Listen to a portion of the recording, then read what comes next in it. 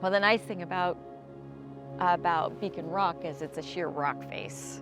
It's also just interesting topographically in general, because basically you've got this north-south spine of mountains, and here we have basically, which is an east-west portion in it that's a big break.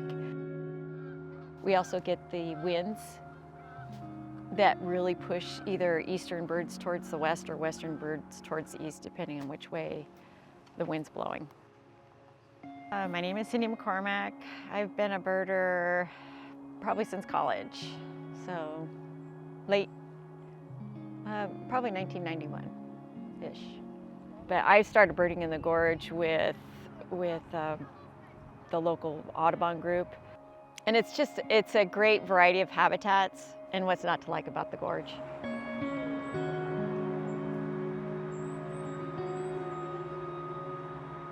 My first climbing outside was at a place called Ozone in Washington.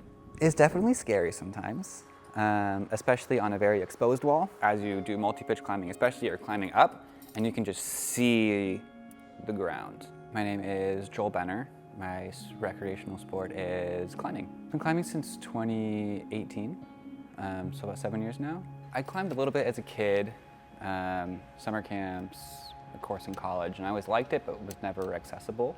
I love being outside, I love nature. I did a lot of hiking and mountaineering type stuff before that when I was in Colorado. So it was a fairly natural progression for me to go from the gym into the outside. Bouldering in the gym just became training for climbing outside and going to new places, seeing new national parks, new experiences, all that sort of stuff.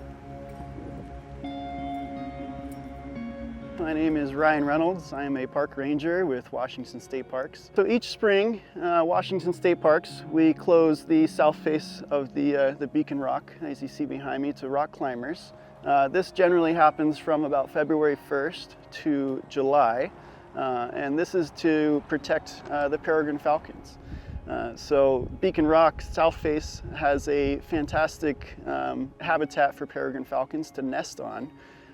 So they come back year after year, and every year around July we'll partner with Washington Department of Fish and Wildlife, and they have volunteers who scout out the nesting sites and determine when the fledglings, the baby peregrine falcons, have left the nest. At that point we can reopen the rock to climbing. Oh my gosh, there's just so many. We've got a couple hundred birds that we see in just this county alone. The fact that this has got a lot of different habitats and edge. So we have the river, we have the riparian, which would be the cottonwood and ash. We've got some oak uplands, we've got open fields for some of the open field species like the kestrel that's been hunting around here. And then you also have rock. So rock itself has some specialties like peregrine falcon and canyon wren.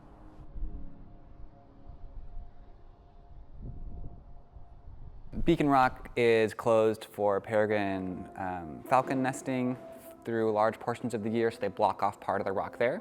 So if you want to climb there, you've got a project, something you're working on, you definitely need to be aware of where the birds are at. I don't have any personal crazy bird stories. I've seen nests, I've seen peregrine falcons, red-tailed hawks, all sorts of cool birds while you're up there, kind of enjoying the view, looking around. But I definitely have had some friends who reached their hand up, grabbed something and had their finger pecked, or you stick your hand in a hole and then there's just spider webs everywhere and you're like, bah! Birds are kind of part of the aesthetics of climbing, whereas they're just out there enjoying themselves near you, and you're climbing and just enjoying the fact that they're there. I mean, I've definitely grabbed holds that have bird poop on them, so. For Beacon Rock, it's got open area that the peregrine prefers to hunt over. I think it's important to close it for both those reasons, just to prevent that disturbance and for the safety of the climbers. Peregrines will hit anything approaching their nest. They may hit. So they can actually dive bomb somebody and hit them. They generally do a stoop, a pretty fast stoop. They get up high and then tuck their wings in and do a dive onto a bird. But disturbance is a big factor. If peregrines are flushed off the nest, often it actually extends the incubation period. Well, and the nice thing about this is there's some different climbing walls, so people can still climb even when they are nesting, as long as they're not on the same face that the peregrines are on. I think climbers do have a responsibility to understand the ecosystems. Not only are we having a physical impact on the area, for example, if you're doing a lot of single pitch climbing, people have drilled holes in the wall and stuck up metal bolts, so you're hooking into the bolts. So obviously there's sound impact when the bolts get put in. There is impacts of, I don't know, if animals are attracted to shiny things, some of the birds might come and look at them and be distracted.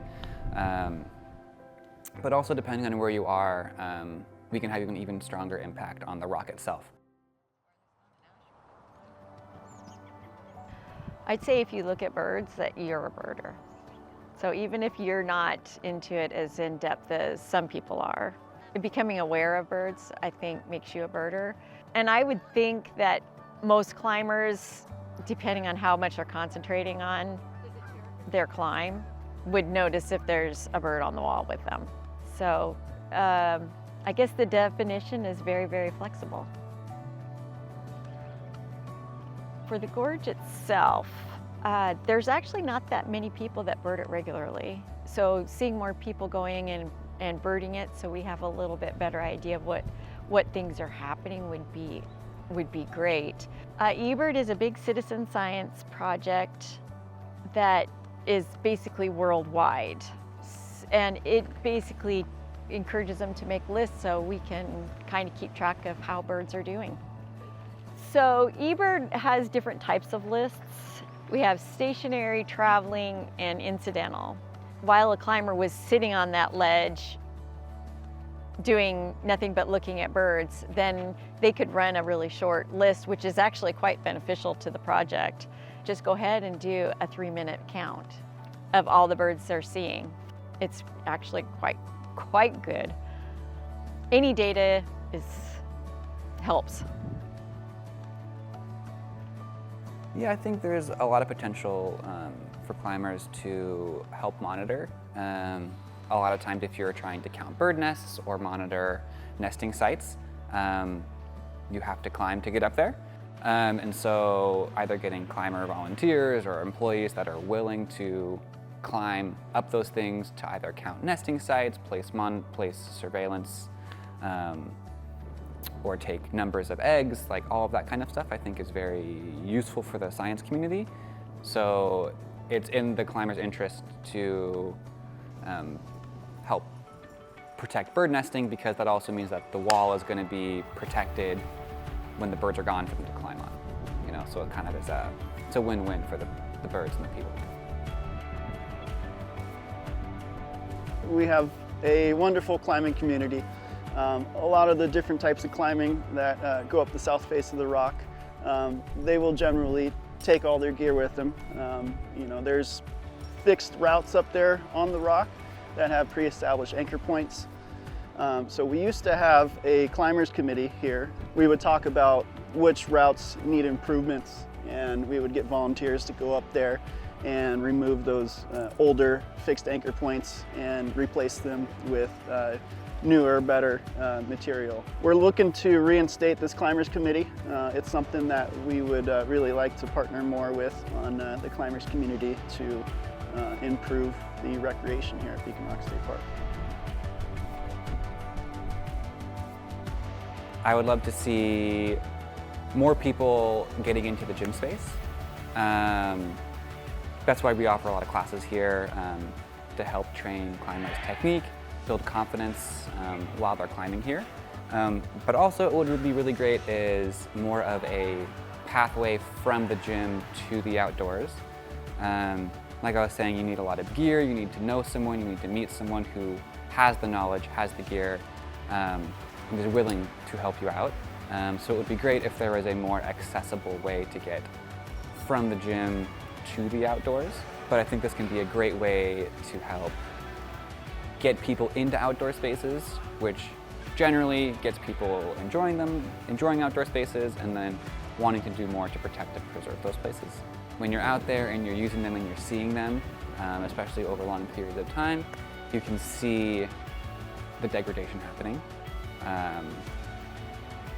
And it just makes you want to help more, either with building trails, picking up garbage that's around. Because you're enjoying these spaces, you want people in the future to enjoy these spaces, and the only way to do that is if we all work together and help take care of it.